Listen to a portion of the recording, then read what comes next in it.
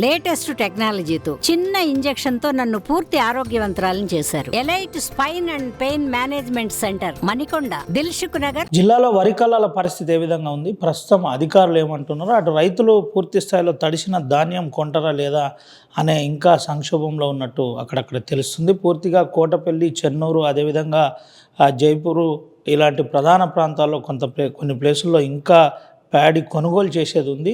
కొన్ని ప్రాంతాల్లో ఇప్పటికే కొనుగోలు కూడా క్లోజ్ చేసినామని జిల్లా అదనపు కలెక్టర్ చెప్తున్న పరిస్థితి. మనతో పాటు జిల్లా అదనపు కలెక్టర్ ఉన్నాడు, సార్తో మాట్లాడు. సార్ చెప్పండి సార్, ఏంటి ప్రస్తుత పరిస్థితి? అందరూ ధర్నాలు చేస్తున్నారు, రకరకాలుగా ఏం జరుగుతుంది సార్? మన మంచిర్యాల జిల్లాలో మొత్తం 1,70,000 మెట్రిక్ టన్నుల ధాన్యం వస్తుందని వ్యవసాయ శాఖ అంచనాల ప్రకారం ఏర్పాట్లన్నీ కూడా చేశాం. ఈ ధాన్యం మొత్తం మనం ఖరీదు చేయడానికి జిల్లాలో ఐకేపీ, డీసీఓ, పిఏసిఎస్, డిసిఎంఎస్, మెక్మా మొత్తం 286 సెంటర్లు పెట్టడం జరిగింది. మంచిర్యాల నియోజకవర్గంలో హార్వెస్టింగ్ మొదట వస్తుంది. అది సకాలంలో వచ్చింది కాబట్టి అక్కడ మనం మంచిర్యాల నియోజకవర్గంలో 89 సెంటర్లు ఏర్పాటు చేయడం జరిగింది. అక్కడ ధాన్యం సేకరణ 95% పూర్తయింది. ఇప్పటికే 59 సెంటర్లు మంచిర్యాల నియోజకవర్గంలో కొనుగోలు పూర్తయి క్లోజ్ కూడా చేయడం జరిగింది. ఇప్పటికీ మనము 92,000 మెట్రిక్ టన్నుల ధాన్యాన్ని అఫీషియల్గా సేకరించడం జరిగింది మొత్తం జిల్లాలో. ఒక చెన్నూరు నియోజకవర్గం, తర్వాత బెల్లంపల్లిలో ఒక 40 సెంటర్లు నడుస్తూ ఉన్నాయి. ఈ చెన్నూరు, బెల్లంపల్లి నియోజకవర్గాల్లో ఈ సోయింగ్ లేట్గా ఉంటుంది కాబట్టి హార్వెస్టింగ్ కూడా ఆలస్యం అవుతుంది కాబట్టి మనకు ఇబ్బంది వచ్చింది.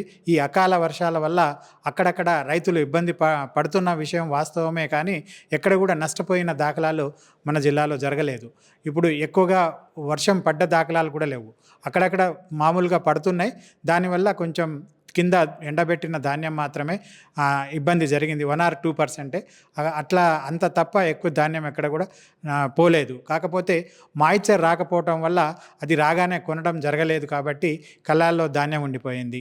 తర్వాత ఈ చెన్నూరు నియోజకవర్గంలో రైతులు కూడా మరి ఆ హార్వెస్టర్ ఆర్పిఎం స్పీడ్ పెట్టకపోవటమా, లేకపోతే రైతుల అశ్రద్ధనో తెలియట్లేదు, కానీ ధాన్యం క్వాలిటీ రావట్లేదనే విషయం మీరు కూడా గమనించారు. మీరు మనతో పాటు మంచిర్యాల నియోజకవర్గంలో తిరిగారు. ఈరోజు మీరు మంచిర్యాల తిరిగి వచ్చారు, మన చెన్నూరు నియోజకవర్గం తిరిగి వచ్చారు. మంచిర్యాల ధాన్యానికి, చెన్నూరు ధాన్యానికి వ్యత్యాసం మీరే గమనించారు. కాబట్టి ధాన్యంలో వ్యత్యాసం ఉంది. తర్వాత మాయిశ్చర్ రాకపోవడం వల్ల అక్కడ కొనుగోలు ఆలస్యం అయింది తప్ప అధికారులు కానీ, సెంటర్ ఇన్ఛార్జీలు కానీ ఎవరు కూడా కావాల్సి ఇబ్బంది పెట్టే ఆలోచన లేదు. మనం ఎంతసేపు రైతు నుంచి ధాన్యం ఎంత త్వరగా కొంటే అంత మంచిదనే ఆలోచనతో స్పీడ్గా చేస్తున్నాం.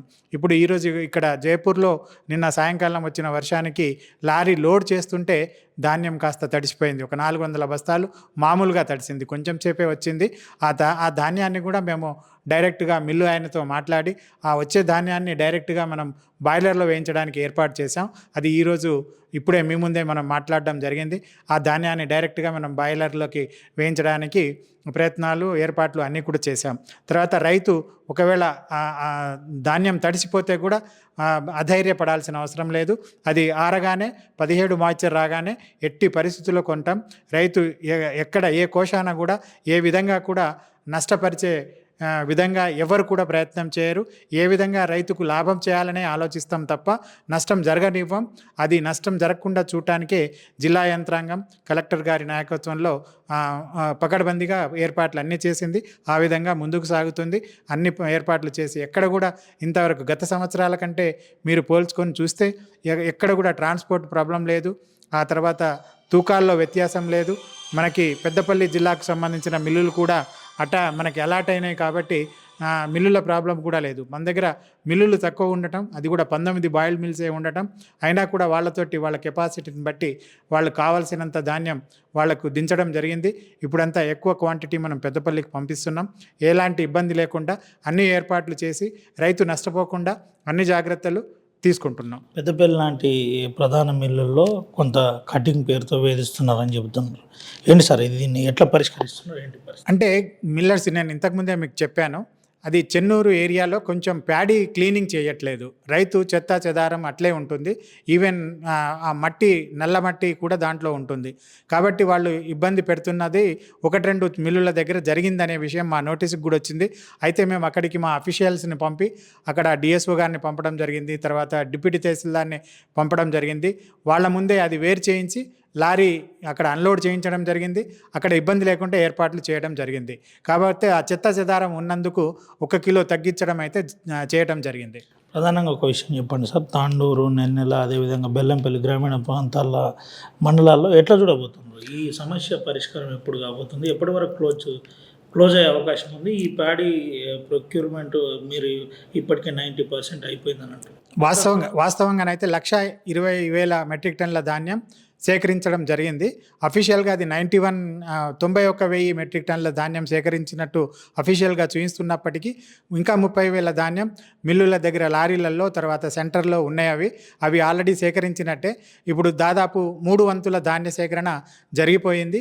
1 వంతు ధాన్య సేకరణ మాత్రమే జరిగేది ఉంది. గత సంవత్సరాల్లో 18 జూన్ వరకు నడిచినాయి సెంటర్స్. కానీ ఈ సంవత్సరం 1 జూన్ కల్లా పూర్తిగా కంప్లీట్ చేస్తాం.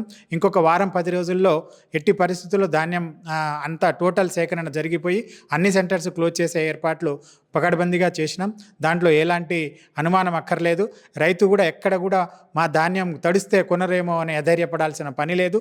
ధాన్యం తడిసినా కూడా ఆరబెట్టి మేము 17 మాయిచర్ రాగానే కొనే ఏర్పాట్లు అన్నీ చేసాం. ఈ మంత్ ఎండింగ్కే అన్నీ కూడా పూర్తి చేస్తాం. జూన్ 1 కల్లా కంప్లీట్ చేసేసి ఇన్ టైంలో డబ్బులు పేమెంట్ అయ్యేటట్టు ఏర్పాట్లు అన్నీ కూడా చేసాం. చివరిగా ఒక విషయం చెప్పండి సార్, ఎవరైతే ఇబ్బంది పడుతున్న రైతులకు అదనపు కలెక్టర్గా మీరు ఏం చెప్పబోతున్నారు? ఎవరు అధైర్యపడాల్సిన అవసరం లేదు. తడిసినా కూడా మళ్ళీ ఆరబెట్టి ఇస్తే డెఫినెట్గా కొంటాము. ఎలాంటి ఇబ్బంది ఉండదు. కాకపోతే ఆరబెట్టడానికి 1-2 రోజుల టైం మాత్రమే తీసుకుంటుంది తప్ప ఎండలు కూడా వర్షం పడ్డా తెల్లారే మళ్ళీ ఎండలు కూడా బాగానే వస్తున్నాయి. కాబట్టి ఎలాంటి ఇబ్బంది పడాల్సిన అవసరం లేదు. రైతుకు అధైర్యపడాల్సిన పనే లేదు. రైతుకు వెన్నముకగా మేము ధైర్యంతో పాటు వాళ్ళకు ధైర్యం ఇస్తూ మేము కూడా ప్రతిరోజు మా ఆర్డీఓలు, తహసీల్దార్లు, రెవెన్యూ ఇన్స్పెక్టర్లు, సివిల్ సప్లై స్టాఫ్ అందరూ కూడా ఫీల్డ్లోనే ఉన్నారు. వాళ్ళు ప్రతి సెంటర్ని విజిట్ చేస్తున్నారు. రైతు అధైర్యపడాల్సిన పని ఏమాత్రం లేదు. ప్రతి గింజ కొంటాం, ప్రతి పైసా వాళ్ళకు చేరే విధంగా మా వంతు కృషి చేస్తాం. Right sir, thank you. ఇది పరిస్థితి. ప్రతి గింజ కొంటాం. ప్రధానంగా ఎవరైతే తడిసిన ధాన్యం ఉందో తడిసిన ధాన్యాన్ని ఆరబెట్టిన వెంటనే కొంటాం. మైచర్ రాగానే కొనే ప్రక్రియ ఇప్పటికే ప్రారంభించాం. అధికారులు ఎప్పటికప్పుడు పరిశీలిస్తున్నారు, పర్యవేక్షిస్తున్నారు. ముఖ్యంగా DCMS కావచ్చు, ఐకేపీ కావచ్చు, మ్యాగ్మా లాంటి ప్రధాన సెంటర్లకు సంబంధించి ఇప్పటికే వరి కొనుగోలు చేశాం. 49 నుండి 52 సెంటర్లు క్లోజ్ కూడా అయిన పరిస్థితి. 90% ప్యాడీ ప్రొక్యూర్మెంట్ అయిపోయింది. ఇంకా కొంతమేరకు వచ్చేది ఉంది. దానికి కూడా పూర్తి స్థాయిలో అన్ని ఏర్పాట్లు చేస్తున్నామని అదనపు కలెక్టర్ చెబుతున్న పరిస్థితి కనబడుతుంది. ముఖ్యంగా ధాన్యం తడిసిన రైతులకు భరోసాగా మేము ఉండబోతున్నాం, ఎవరు ఇబ్బంది పడొద్దని అదనపు కలెక్టర్ చెబుతున్న పరిస్థితి కనబడుతుంది. కేవలం సుమంత్ రవినాయక్, RTV, హైదరాబాద్. మరిన్ని వీడియోస్ కోసం ఛానల్ ని సబ్స్క్రైబ్ చేయండి. లేటెస్ట్ అప్డేట్స్ కోసం వాట్సాప్ ఛానల్ ని ఫాలో చేయండి. అండ్ లింక్ డిస్క్రిప్షన్ లో ఉంది.